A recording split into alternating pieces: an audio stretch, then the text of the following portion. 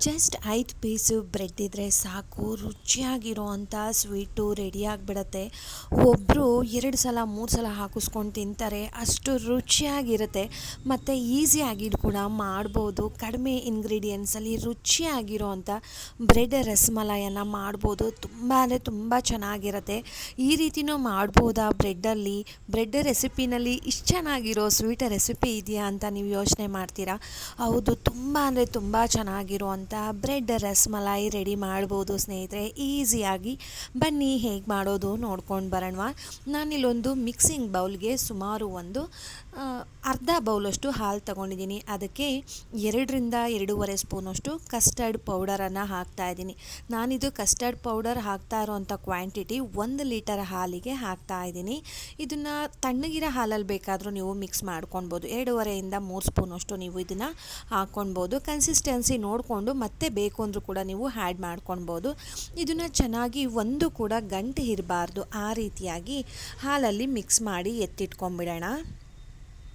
ನಾವು ಡೈರೆಕ್ಟು ಹಾಲಿಗೆ ಏನಾದರೂ ಇದನ್ನು ಹಾಕಿದ್ರೆ ಗಂಟಾಗ್ಬಿಡುತ್ತೆ, ಬೇಗ ಹಾಲು ಜೊತೆ ಹೊಂದ್ಕೊಳೋದಿಲ್ಲ.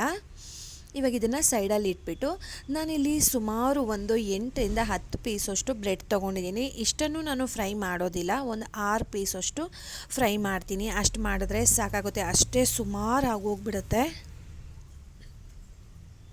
ಇದನ್ನೆಲ್ಲ ಇವಾಗ ಸೈಡಲ್ಲಿ ಇರೋದನ್ನು ಕಪ್ಪು ಭಾಗ ತೆಗಿಬೇಕು ಅಂತ ಏನೂ ಇಲ್ಲ ಸ್ನೇಹಿತರೆ, ಹಾಗೇ ಹಚ್ಬಿಟ್ಟು ಮಾಡ್ಬೋದು. ಮತ್ತು ಅದನ್ನು ಕೂಡ ವೇಸ್ಟ್ ಮಾಡೋದೇನು ಬೇಡ. ಇದನ್ನು ನಾವು ಟ್ರಯಾಂಗಲ್ ಶೇಪಲ್ಲಿ ಬೇಕಾದರೂ ಕಟ್ ಮಾಡ್ಕೊಳ್ಬೋದು, ಇಲ್ಲ ಸ್ಕ್ವೇರ್ ಶೇಪಲ್ಲಿ ಬೇಕಾದರೂ ಕಟ್ ಮಾಡ್ಕೊಳ್ಬೋದು. ಬ್ರೆಡ್ಡು ಸ್ವಲ್ಪ ಒಣಗಿದಂಗಿದ್ರೆ ತುಂಬ ಚೆನ್ನಾಗಿರುತ್ತೆ ಸ್ನೇಹಿತರೆ. ಇದನ್ನು ಹಸಿಯಾಗಿ ಆವಾಗ ಫ್ರೆಶ್ ಬ್ರೆಡ್ ಇರುತ್ತಲ್ಲ, ಅದರಲ್ಲಿ ಮಾಡಿದ್ರೆ ಹಿಂಗೆ ಕಟ್ ಮಾಡೋದಕ್ಕೆಲ್ಲ ನೀಟಾಗಿ ಬರೋದಿಲ್ಲ. ಸ್ವಲ್ಪ ಅದು ಗಟ್ಟಿಯಾಗಿದೆ ಅಂತಂದರೆ ತುಂಬ ಚೆನ್ನಾಗಿರುತ್ತೆ. ನೋಡಿ, ಈ ರೀತಿಯಾಗಿ ನಾನಿಲ್ಲಿ ಸ್ಕ್ವೇರ್ ಶೇಪಲ್ಲಿ ಕಟ್ ಮಾಡ್ಕೊಂಡಿದ್ದೀನಿ.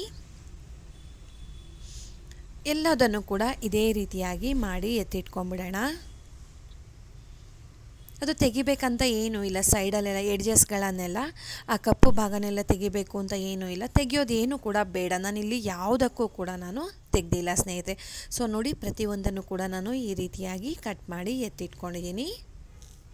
ಇಲ್ಲಿ ಒಂದು ನಾನ್ ಸ್ಟಿಕ್ ಪ್ಯಾನ್ ತೊಗೊಂಡಿದ್ದೀನಿ, ಅಥವಾ ದಪ್ಪ ತಳ ಇರೋ ಅಂಥದ್ದು ಯಾವುದಾದ್ರೂ ತೊಗೊಳ್ಬೋದು, ಅಥವಾ ತವಾ ಇದೆ ಅಂದರೆ ಅದನ್ನು ಬೇಕಾದರೂ ತೊಗೊಳ್ಬೋದು. ನಾನಿಲ್ಲಿ ಸುಮಾರು ಒಂದು 3ರಿಂದ 4 ಸ್ಪೂನಷ್ಟು ತುಪ್ಪ ಹಾಕೋತಾ ಇದ್ದೀನಿ. ಇದನ್ನು ತುಪ್ಪದಲ್ಲೇ ಫ್ರೈ ಮಾಡಿದ್ರೆ ತುಂಬ ಚೆನ್ನಾಗಿರುತ್ತೆ. ಕೆಲವೊಬ್ಬರು ಎಣ್ಣೆಯಲ್ಲಿ ಫ್ರೈ ಮಾಡಿ ಹಾಕ್ತಾರೆ, ನಾನು ನಮ್ಮನೆಯಲ್ಲಿ ಮಾಡ್ತಾ ಇರೋದು ತುಪ್ಪದಲ್ಲಿ ಫ್ರೈ ಮಾಡ್ತಾ ಇದ್ದೀನಿ. ನಾವಿವಾಗ ಕಟ್ ಮಾಡ್ಕೊಂಡಿರೋ ಅಂಥ ಬ್ರೆಡ್ ಪೀಸ್ಗಳನ್ನು ನಾವಿಲ್ಲಿ ತುಪ್ಪದಲ್ಲಿ ಹಾಕ್ಕೊಂಡು ಗೋಲ್ಡನ್ ಬ್ರೌನ್ ಬರೋ ತನಕ ಫ್ರೈ ಮಾಡ್ಕೊಳ್ಳೋಣ.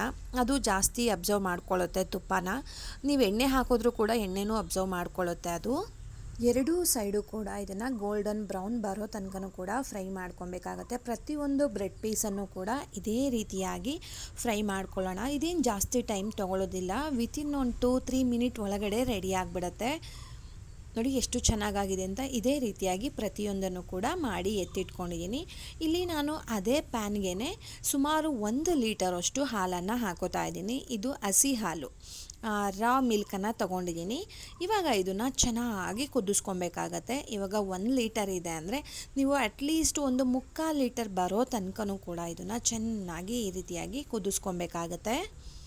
ಇದರಲ್ಲಿ ಬರೋ ಅಂಥ ಕೆನೆನ ಸಪ್ರೇಟ್ ಮಾಡೋದು ಬೇಡ, ಕೆನೆ ಅದರಲ್ಲೇ ಇರಲಿ ಸ್ನೇಹಿತರೆ, ಅದು ಕೂಡ ತುಂಬ ಚೆನ್ನಾಗಿ ಟೇಸ್ಟ್ ಕೊಡುತ್ತೆ.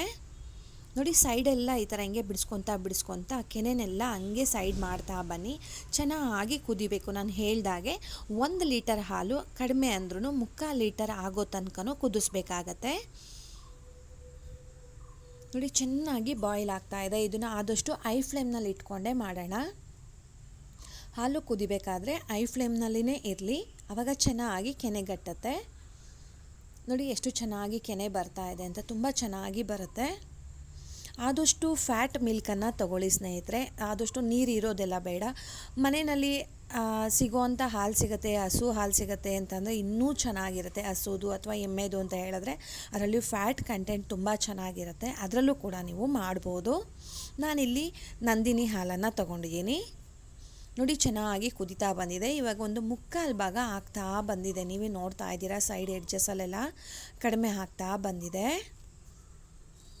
ಈ ಟೈಮ್ನಲ್ಲಿ ಇದಕ್ಕೆ ಒಂದು ಅರ್ಧ ಬೌಲಷ್ಟು ನಾನಿಲ್ಲಿ ಸಕ್ಕರೆ ಹಾಕ್ತಾಯಿದ್ದೀನಿ. ಸಕ್ಕರೆ ಜಾಸ್ತಿ ಏನು ಹಾಕೋದಿಲ್ಲ. ಯಾಕಂದರೆ ಬ್ರೆಡ್ಡಲ್ಲೂ ಸ್ವೀಟ್ ಅಂಶ ಇರುತ್ತೆ ಅಲ್ವಾ. ಸೊ ಇದು ಜಾಸ್ತಿ ಸ್ವೀಟ್ ಆಯಿತು ಅಂತಂದರೆ ತಿನ್ನಬೇಕು ಅಂತ ಅಷ್ಟು ಅನಿಸೋದಿಲ್ಲ, ತುಂಬ ಚೆನ್ನಾಗಿರೋದಿಲ್ಲ. ಸೊ ಆದಷ್ಟು ಸ್ವೀಟ್ ಕಡಿಮೆನೇ ಇರಲಿ, ಚೆನ್ನಾಗಿರುತ್ತೆ.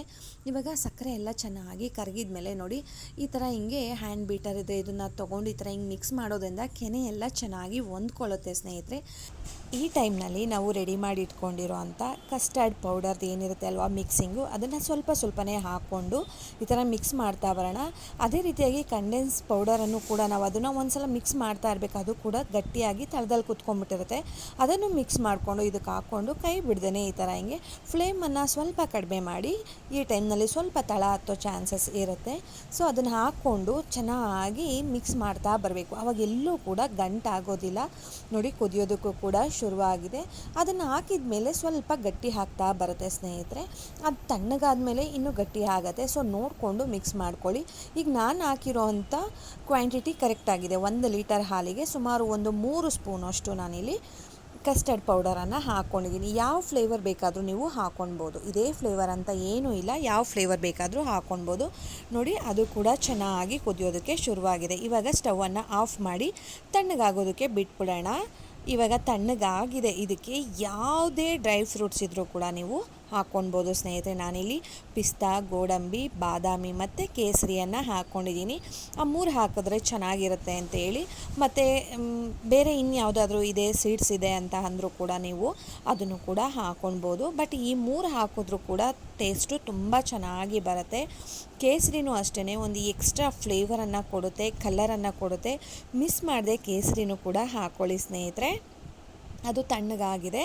ಇಲ್ಲಿ ನಾನೊಂದು ಸರ್ವಿಂಗ್ ಬೌಲ್ಗೆ ನಾನು ಫ್ರೈ ಮಾಡಿ ಇಟ್ಕೊಂಡಿರೋ ಅಂಥ ಬ್ರೆಡ್ ಪೀಸ್ಗಳನ್ನು ನೀಟಾಗಿ ಜೋಡಿಸ್ಕೊತಾ ಇದ್ದೀನಿ. ನೀವು ಯಾವ ರೀತಿ ಬೇಕಾದರೂ ಜೋಡಿಸ್ಕೊಳ್ಬೋದು, ಇದೇ ರೀತಿಯಾಗಿ ಜೋಡಿಸ್ಬೇಕಂತ ಏನಿಲ್ಲ. ಬಟ್ ಚೆನ್ನಾಗಿ ಕಾಣುತ್ತೆ, ತೆಗಿಬೇಕಾದ್ರೂ ಈಸಿಯಾಗಿ ಸಿಗತ್ತೆ ಅಂತ ಅಂದ್ಬಿಟ್ಟು ನಾನು ಈ ರೀತಿಯಾಗಿ ರೌಂಡ್ ಶೇಪಲ್ಲಿರೋ ಅಂಥ ಬೌಲ್ಗೆ ನಾನು ಮಿಕ್ಸ್ ಮಾಡ್ತಾ ಇದ್ದೀನಿ. ಇದೇ ರೀತಿಯಾಗಿ ಪೂರ್ತಿಯಾಗಿ ನಾವು ಫ್ರೈ ಮಾಡಿ ಇಟ್ಕೊಂಡಿರೋ ಅಂಥ ಬ್ರೆಡ್ಗಳನ್ನು ಜೋಡಿಸ್ಕೊಳ್ಳೋಣ. ಇದಾದಮೇಲೆ ಇದಕ್ಕೆ ನಾವು ತಣ್ಣಗಾಗಿರೋ ಅಂಥ ಏನು ನಾವು ಹಾಲನ್ನು ರೆಡಿ ಮಾಡ್ಕೊಂಡಿದ್ದೀವಿ ಅಲ್ವಾ, ಅದನ್ನು ಮಿಕ್ಸ್ ಮಾಡ್ತಾ ಬರೋಣ. ನೋಡ್ತಾ ಇರ್ಬೋದು ನೀವು ಕನ್ಸಿಸ್ಟೆನ್ಸಿ ಕರೆಕ್ಟಾಗಿದೆ. ಅದು ತೆಳುವಾಗಿಯೂ ಇಲ್ಲ, ಗಟ್ಟಿಯಾಗಿಯೂ ಇಲ್ಲ. ಗಟ್ಟಿಯಾಗಿದ್ದರೆ ಅದು ಅಬ್ಸರ್ವ್ ಮಾಡ್ಕೊಳ್ಳೋದಿಲ್ಲ. ಸೊ ತೆಳುವಾಗಿತ್ತು ಅಂತಂದರೆ ತುಂಬ ಮೆತ್ತವಾಗಿಬಿಡುತ್ತೆ ಬ್ರೆಡ್ಗಳೆಲ್ಲ. ಸೊ ಈ ಒಂದು ಕನ್ಸಿಸ್ಟೆನ್ಸಿನಲ್ಲಿ ಇದೆ ಅಂದರೆ ಕರೆಕ್ಟಾಗಿರುತ್ತೆ ಸ್ನೇಹಿತರೆ. ತುಂಬ ಅಂದರೆ ತುಂಬ ಚೆನ್ನಾಗಿ ಬರುತ್ತೆ. ಬ್ರೆಡ್ಡಿಂದ ಇಂಥ ಒಳ್ಳೆಯ ರೆಸಿಪಿನ ಅಂತ ನೀವೇ ಖುಷಿ ಪಡ್ತೀರಾ. ಸೊ ನೋಡಿ, ಇವಾಗ ಅದ್ರ ಮೇಲೆ ಪೂರ್ತಿಯಾಗಿ ಹಾಕಿ ಮತ್ತೆ ಇವಾಗ ಒಂದು ರೌಂಡು ನಾನಿಲ್ಲಿ ಡ್ರೈ ಫ್ರೂಟ್ಸನ್ನು ಹಾಕ್ತಾ ಇದ್ದೀನಿ. ಎಲ್ಲದನ್ನು ಕೂಡ ಫೈನ್ ಚಾಪ್ ಮಾಡಿ ಹಾಕೋತಾ ಇದ್ದೀನಿ. ದ್ರಾಕ್ಷಿ ಹಾಕಿಲ್ಲ, ಗೋಡಂಬಿ, ಪಿಸ್ತಾ, ಬಾದಾಮಿ ಮತ್ತು ಕೇಸರಿ ಇಷ್ಟನ್ನು ಹಾಕಿದ್ದೀನಿ. ಸೊ ತುಂಬ ರುಚಿಯಾಗಿರೋ ಅಂಥ ಬ್ರೆಡ್ ರಸ್ಮಲೈ ರೆಡಿ ಆಯಿತು ಸ್ನೇಹಿತರೆ. ಇವಾಗ ಚಿಕ್ಕದಾಗಿ ಬೌಲಲ್ಲೂ ಕೂಡ ನಾವು ಇದನ್ನು ಸರ್ವ್ ಮಾಡ್ಬೋದು. 1-2 ಪೀಸನ್ನು ಬ್ರೆಡ್ಡನ್ನು ಇಟ್ಬಿಟ್ಟು ಅದ್ರ ಮೇಲೆ ರೆಡಿ ಮಾಡ್ಕೊಂಡಿರೋ ಅಂಥ ಹಾಲನ್ನು ಹಾಕಿ ಸ್ವಲ್ಪ ಅದಕ್ಕೆ ಡ್ರೈ ಫ್ರೂಟ್ಸನ್ನು ಹಾಕಿ ಸರ್ವ್ ಮಾಡಿದ್ರೆ ತುಂಬ ರುಚಿಯಾಗಿರೋ ಅಂಥ ಟೇಸ್ಟಿಯಾಗಿರೋ ಅಂಥ ಬ್ರೆಡ್ ರಸ್ಮಲೈ ರೆಡಿ ಆಯಿತು. ನಿಮ್ಮೆಲ್ರಿಗೂ ಇಷ್ಟ ಆಯ್ತಲ್ವಾ? ಹೋಗಿ ಬರಲಾ? ಬಾಯ್ ಸ್ನೇಹಿತರೆ, ನಮಸ್ತೆ.